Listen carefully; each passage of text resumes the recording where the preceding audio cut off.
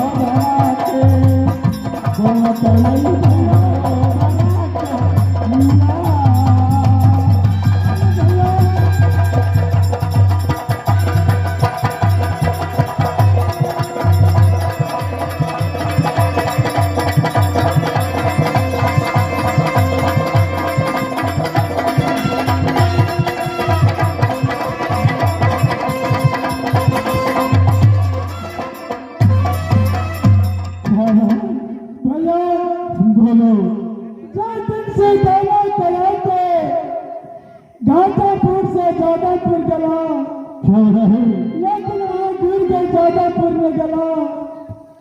देखो बहन,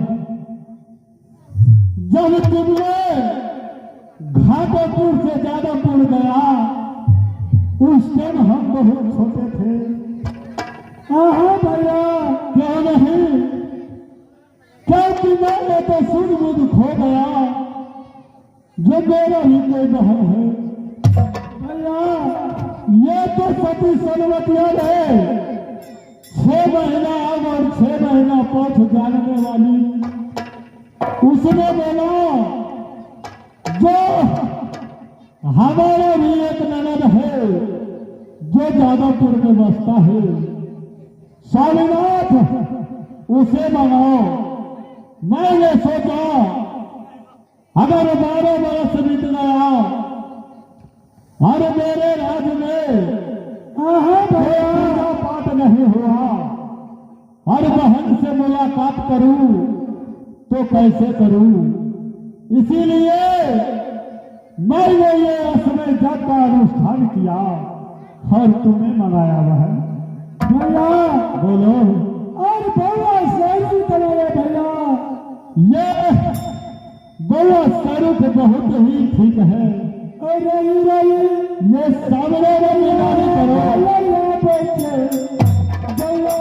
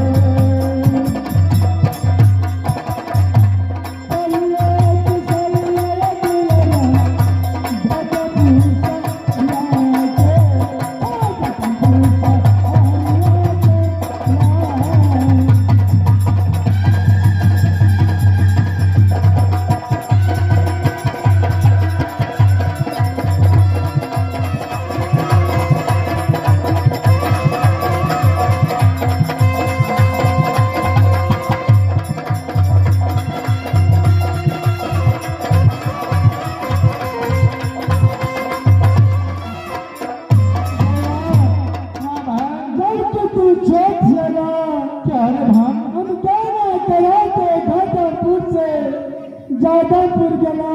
हाँ भाई लेकिन दोनों भाई घूर के जादवपुर में गला भेंट कर भैया। हे भाई ये समय पे किधर थे बहन, इसलिए हम नहीं जा सकलो बहन। ठीक है भैया। अब हम भाभी जी के प्रणाम करे भैया। हाँ हाँ कर बहन। अच्छी के पारे ये नाम लाया भाई जी।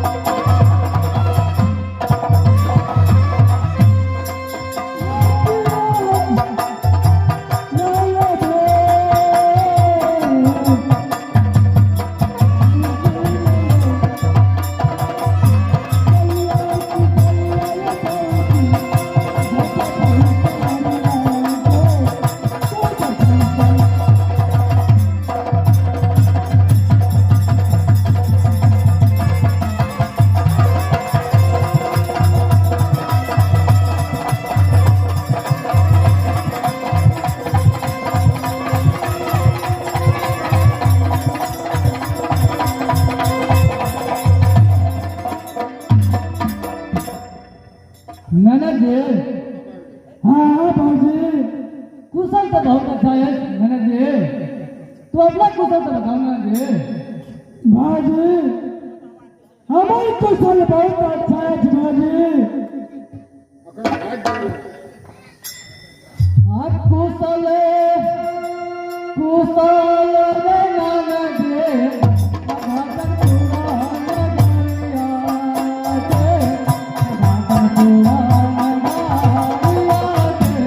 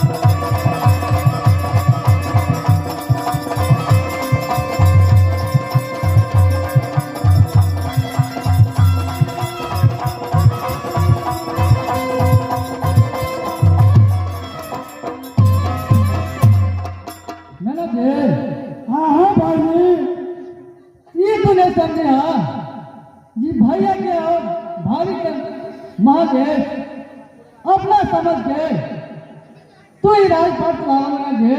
हाँ भाई ठीक है नैना जी, तो चलो आराम करेंगे नैना जी। ठीक है भाई, हाँ चलिए मैं चलिए भाई जी।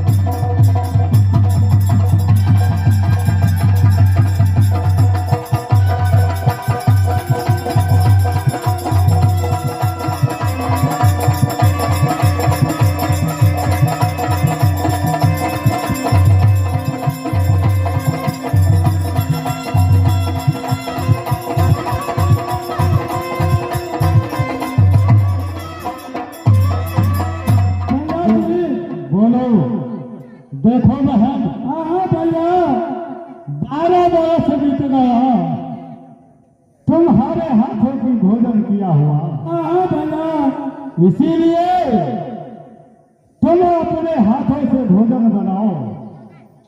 तब तक दोपहर का टाइम हो गया। हाँ भैया, मैं और पाहू हरी पोखर में 52 बीघा का हरी पोखर घाटमपुर में है। हाँ भैया, इसीलिए मैं उसमें से स्नान करके आता हूँ। तब तक मैं साधो रह जाता हूँ और पाहुन को भी लेकर जाता हूँ। हाँ भैया, तब तक तुम भोजन तैयार करो। ठीक है भैया, रहे मास्टर साहब। भाभी भैया जी के आदेश से यह बहन 12 बरस के बाद यहाँ घाटमपुर से लेके हमारा साधु भाई के अभिलाषा है जहाँ अपना हाथ से 36 व्यंजन खाना बना के अपना हाथों से खिला। है यार, और अच्छी क्या बात है यार। भाजी पैसा बरली तो भौजी चावल बनेगा। मन रहे रूपक दाल और सब्जी बने भौजी।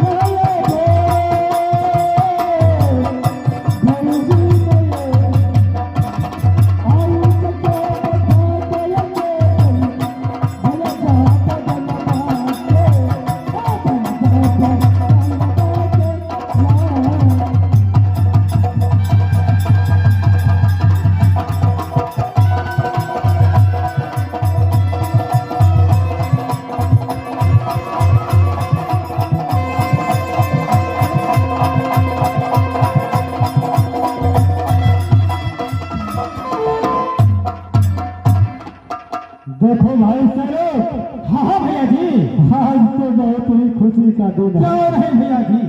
क्योंकि 12 बरस पर हाँ, बहन गाड़ी आया है, क्यों नहीं भैया जी? इसीलिए मंत्री को बनाओ और उससे बोलो, हाँ, रे जोड़ा धोती जोड़ा जगाओ, क्यों नहीं? धोती फुट सलामी बांधो, क्यों नहीं भैया? हजली बछेरी घोड़ी को ले लो क्यों नहीं भैया जी? और यह साथ में पाहुन रैया रंगपाल को ले लो। अच्छा, दोपहर का टाइम हो चुका है, क्यों नहीं भैया जी? चल करके हाथी पोखर में स्नान करते हैं, क्यों नहीं भैया जी? तब तक भोजन बना करके रखेगा हाँ, और आ करके भोजन करेंगे। क्यों नहीं भैया जी? क्यों नहीं? आहो,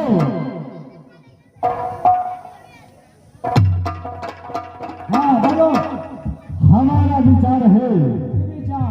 यह कुशल समाचार तो हो गया, हाँ, जादवपुर भी अच्छा है और घाटापुर भी अच्छा है, अच्छा, इसीलिए हाँ, दोपहर का टाइम हो चुका है।